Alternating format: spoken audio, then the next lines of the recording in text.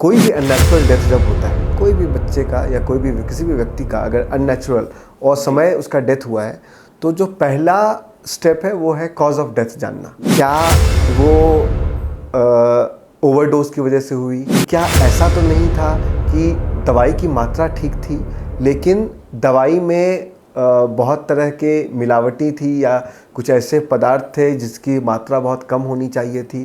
कहीं ऐसा तो नहीं कि कुछ डेथ वाकई में दवाई की वजह से हुई हो और कुछ डेथ्स जो हुई हो वो जो वायरल न्यूमोनिया हो सकता है उसकी वजह से भी हुई हो?